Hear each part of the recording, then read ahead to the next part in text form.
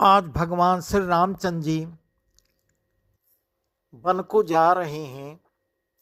जिस जिस रास्ते से जा रहे हैं, तुलसीदास जी ऐसा वर्णन कर रहे हैं, ऐसा वर्णन कर रहे हैं। सारे गांववासी इतने वो हो गए हैं, इतने दुखित हो रहे हैं, अंदर अंदर इतने प्रसन्न हो रहे हैं, अपने को धन्य मान रहे हैं। यही सब प्रसंग अब आज भगवान श्री राम वाल्मीकि आश्रम पहुंच जाएंगे। यही प्रसंग हम आपको बताने जा रहे हैं। नारी स्नेह बिकल बस होही, चकई साझ समय जनु सोही। मृदु पद कमल कठिन मगु जानी, गहवरी हृदय कहीं भरवानी। और सत मृदुल चरण अरुणारे, सकुचति मही जिमि हृदय हमारे। जो जगदीश इन्हीं बनु दीन्हा, कसन सुमन मय मार्गु कीन्हा। इस प्रकार स्त्रियां विकल हो रही हैं, स्नेह बस विकल हो रही हैं, मानो संध्या के समय चकवी भायु धावी वियोग की पीड़ा से सो रही हो, दुखी हो रही हो। इनके चरण कमलों को कोमल तथा मार्ग को कठोर जानकर वे व्यथित हृदय से उत्तम वाणी कहती हैं। इनके कोमल और लाल चरणों तलवे को छूते ही पृथ्वी वैसे ही सकुचा जाती है, जैसे हमारे हृदय सकुचा रहे हैं। जगदीश्वर ने यदि इन्हें वनवास ही दिया तो सारे रास्ते को पुष्पमय क्यों नहीं बना दिया। जो मागा पाई विधि पाही, ये रखी हैं सखियां खिन माही। जे नर नारी नय अवसर आए, तिन श्री राम उन देखन पाए। सुन स्वरूप बुझई अकुलाए, अब लगी गए कहाँ लगी भाई। समरथ धाई बिलो कहीं जाए, प्रमुदित फिर ही जन्म फलु पाए। यदि ब्रह्मा से मांगे मिले तो हे सखी, हम तो उनसे मांग कर इन्हें अपनी आंखों में ही रखें। जो स्त्री पुरुष इस अवसर पर नहीं आए, वे श्री सीताराम जी को नहीं देख सके। उनके सौंदर्य को सुनकर वे व्याकुल होकर पूछते हैं कि हे भाई, अब तक वे कहाँ तक गए होंगे। और जो समर्थ हैं वे दौड़ते हुए जाकर उनके दर्शन कर रहे हैं और जन्म का परम फल पाकर विशेष आनंदित होकर लौटते हैं। इस प्रकार तुलसीदास जी वर्णन कर रहे हैं। अबला बालक वृद्ध जन, कर्मी जहि पछताय। हो ही प्रेम बस गई मी, राम जहाँ जहाँ जाय। गर्भवती, प्रसूता आदि अबला स्त्रियों, बच्चे और बूढ़े दर्शन न पाने से हाथ मलते और पछता रहे हैं। इस प्रकार जहाँ जहाँ श्री रामचंद्र जी जा रहे हैं, वहाँ वहाँ लोग प्रेम के बस में हो जा रहे हैं। गाँव गाँव यस होई आनंद, देखी मान कुल कैरव छंद। जो कछु समाचार सुनि पावहीं, ते नृपरानी दो सुलगावहीं। कहीं ये के अति भल नर नाहु, दीन हमई जो लोचन लाहु। कहीं परस्पर लोग लगाई, बात सरल स्नेह सुहाई। सूर्य कुल रूपी कुमुदनी के प्रफुल्लित करने वाले चंद्रमा स्वरूप श्री रामचंद्र जी के दर्शन कर गांव में ऐसा ही आनंद हो रहा है। जो लोग वनवास दिए जाने का कुछ भी समाचार सुन पाते हैं, वे राजा रानी दशरथ कैकेयी को दोष लगा रहे हैं। कोई कहता है कि राजा बहुत ही अच्छे हैं, जिन्होंने हमें अपने नेत्रों का लाभ दिया। स्त्री पुरुष सभी आपस में सीधी स्नेह भरी सुंदर बातें कह रहे हैं। ते पितु मातु धन्य जिन जाए, धन्य स नगरु जहाँ ते आए। धन्य स्वदेशु सयलु बन गाऊं, जहाँ जहाँ जाई धन्य सोई ठाऊं। सुख पायऊ बिरंच रचिते ही, एहि जेहि के सब भांति सुनेहि।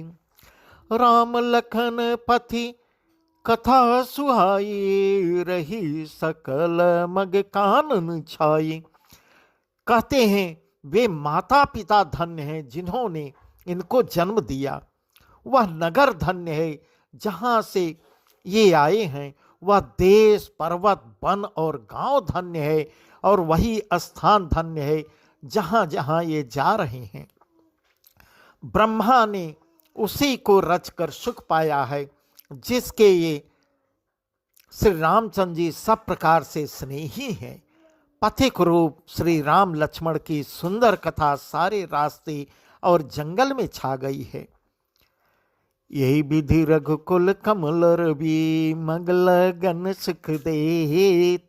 जाहि चले देखत विपिन, से समित्र समेत। रकुल रूपी कमल के खिलाने वाले सूर्य श्री रामचंद्र जी इस प्रकार मार के लोगों को सुख देते हुए सीता जी और लक्ष्मण सहित वन को देखते हुए आगे को बढ़ते चले जा रहे हैं। आगे राम लखन बन पाछे, तापस बेश विराजत काछे। उभय बीच से सोहति कैसे, ब्रह्म भी जीव बिच माया जैसे। इस प्रकार तुलसीदास जी एक एक क्षण का के प्रसंग का वर्णन कर रहे हैं, कुछ भी नहीं छोड़े हैं। आगे कह रहे हैं, आगे श्री राम जी हैं, पीछे लक्ष्मण जी सुशोभित हो रहे हैं। तपस्वियों के बेश बनाए दोनों बड़ी ही शोभा पा रहे हैं। दोनों के बीच में सीता जी कैसे सुशोभित हो रही हैं, जैसे ब्रह्म और जीव के बीच में माया सुशोभित होती है। बहुरी कहूँ छवि जसि मन बसई, जनु मधु मदन मध्यरती लसई। उपमा बहुरी कहूँ जी जोही, जन बुध विधु बिचरहि सोही। प्रभु पद रेख बीच बिच सीता, धरती चरण मग चलती संहिता। सिय राम पद अंक बराए, लखन चलहि मगुदाहिन लाए। राम लखन से प्रीति सुहाई, बचन यगोचर किमी कही जाई। खग मृग मगन देखी छवि होई, लिए छोरी चित राम बटोही। इस प्रकार कह रहे हैं। फिर जैसी छवि मेरे मन में बस रही है उसको कहता हूँ। मानो बसंत ऋतु और कामदेव के बीच में रति कामदेव की स्त्री शोभित हो रही हो। फिर अपने हृदय में खोज कर उपमा कहता हूँ कि मानो बुध चंद्रमा के पुत्र और चंद्रमा के बीच में रोहिणी चंद्रमा की स्त्री सोह रही हो।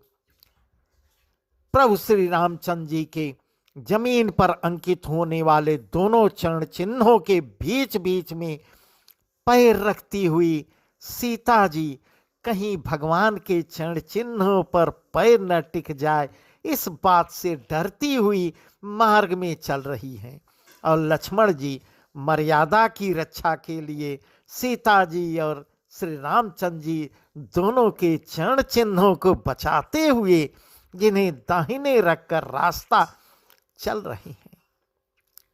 श्री राम जी, लक्ष्मण जी और सीता जी की सुंदर प्रीतिवाणी का विषय नहीं है, अर्थात अनिर्वचनीय है, अतः वह कैसे कही जा सकती है। इस प्रकार तुलसीदास जी कह रहे हैं।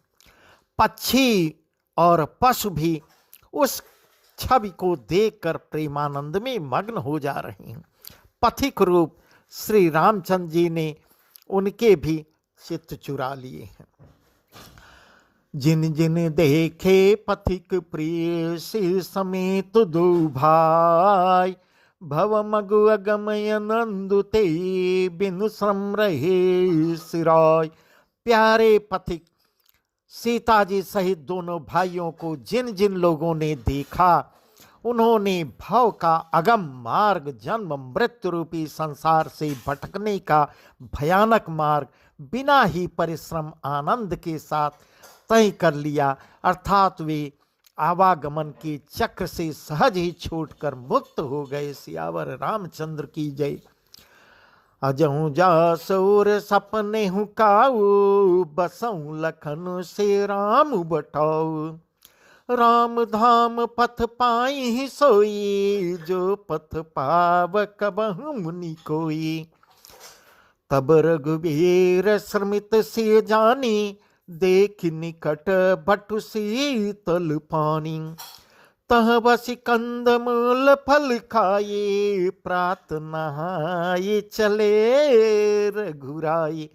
आज भी जिसके हृदय में स्वप्न में भी कभी लक्ष्मण सीताराम तीनों बटोही आ बसे, तो वह भी श्री राम के परम धाम के उस मार्ग को पा जाएगा, जिस मार्ग को कभी कोई बिरले मुनि ही पाते हैं। इस प्रकार कह रहे हैं। तब श्री रामचंद्र जी सीता को थकी हुई जानकर और समीप ही एक बट का वृक्ष और ठंडा पानी देखकर उस दिन वहीं ठहर जा रही हैं। कंदमूल फल खाकर रात भर वहाँ बट के नीचे विश्राम करते हैं। प्रातःकाल स्नान करके श्री रघुनाथ जी फिर आगे चल देते हैं। देखत बन सर शैल सुहाए, वाल्मीकि आश्रम प्रभु आए। राम देख मुनि बासु सुहावन, सुंदर गिरि कानन जलु पावन। सरनि सरोज बिटप वन फूले, गुंजत मंजु मधुप रस भूले। खग मृग विपुल कोलाहल करही, बिरहित बैर मुदित मन चरही। इस प्रकार सुंदर वन, तालाब और पर्वत नदी देखते हुए प्रभु श्री रामचंद्र जी वाल्मीकि जी के आश्रम में आ गए। श्री रामचंद्र जी ने देखा कि मुनि का निवास स्थान बहुत ही सुंदर है, जहाँ सुंदर पर्वत, वन और पवित्र जल है। सरोवर में कमल और वनों में वृक्ष फूल रहे हैं और मकरंद रस में मस्त हुए भंवरे सुंदर गुंजार कर रहे हैं। बहुत से पक्षी और पशु कोलाहल कर रहे हैं और बैर से रहित होकर प्रसन्न मन से विचर रहे हैं। सोचि सुंदर आश्रम निरखी, हर से राजीव नैन। सुनि रघुवर आगमन, मुनि आगे आयौलेन। इस प्रकार पवित्र और सुंदर आश्रमों को देखकर कमल नयन श्री रामचंद्र जी हर्षित हो रहे हैं। रकुल श्रेष्ठ श्री राम जी का आगमन सुनकर वाल्मीकि जी उन्हें लेने के लिए आगे को बढ़ते हैं। मुनि कहूँ राम दंडवत की नाया, आशीर्वाद बेप्रवर दीना। देखी राम छवि नयन जुड़ाने, करि सन्मानु आश्रम आने। श्री रामचंद्र जी ने मुनि को दंडवत प्रणाम किया। विप्र श्रेष्ठ मुनि ने उन्हें आशीर्वाद दिया। श्री रामचंद्र जी की छवि को देखकर मुनि के नेत्र शीतल हो गए। सम्मान पूर्वक मुनि ने उन्हें आश्रम में ले आया। मुनिवर अतिथि प्राण प्रिय पाए, कंद मूल फल मधुर गाए। से सौमित्र राम फल खाए, तब मुनि आश्रम दिए सुहाए। इस प्रकार श्रेष्ठ मुनि वाल्मीकि जी ने प्राण प्रिय अतिथियों को पाकर उनके लिए मधुर कंद मूल और फल मंगवाए। श्री रामचंद्र जी, सीता जी, लक्ष्मण जी फलों को खाए। तब मुनि ने उनको विश्राम करने के लिए सुंदर स्थान बताया। वाल्मीकि मन आनंद भारी, मंगल मूर्ति नयन निहारी। तब कर कमल जारी रघुराई, बोले बचन श्रवण सुखदाई। तुम त्रिकाल दर्शे मुनि नाथा, विश्व बदर जिमि तुम्हारे हाथा। अस कही प्रभु सब कथा बखानी, जय जय भांति दीन बनुरानी। मुनि श्री राम जी के पास बैठे हैं और उनकी मंगल मूर्ति को नेत्रों से देखकर वाल्मीकि जी के मन में बड़ा भारी आनंद हो रहा है। तब श्री रघुनाथ जी कमल सदृश हाथों को जोड़कर कानों को सुख देने वाले मधुर वचन बोले। हे मुनिनाथ, आप त्रिकालदर्शी हैं, संपूर्ण विश्व आपके लिए हथेली पर रखे हुए बेर के समान है। प्रभु श्री रामचंद्र जी ने ऐसा कहकर फिर जिस जिस प्रकार से रानी कैकेयी ने वनवास दिया वह सब कथा विस्तार से सुनाई। तात बचन पुनिमा तुहित, भाई भरत यस राव। मो कहूँ दरस तुम्हार प्रभु, सब मम पुण्य प्रभाव। और कहा, हे प्रभु, पिता की आज्ञा का पालन, माता का हित और भरत जैसे स्नेही एवं धर्मात्मा भाई का राजा होना और फिर मुझे आपके दर्शन होना, यह सब मेरे पुण्यों का प्रभाव है। इस प्रकार से श्री रामचंद्र जी कहते हैं। भगवान श्री रामचंद्र की जय।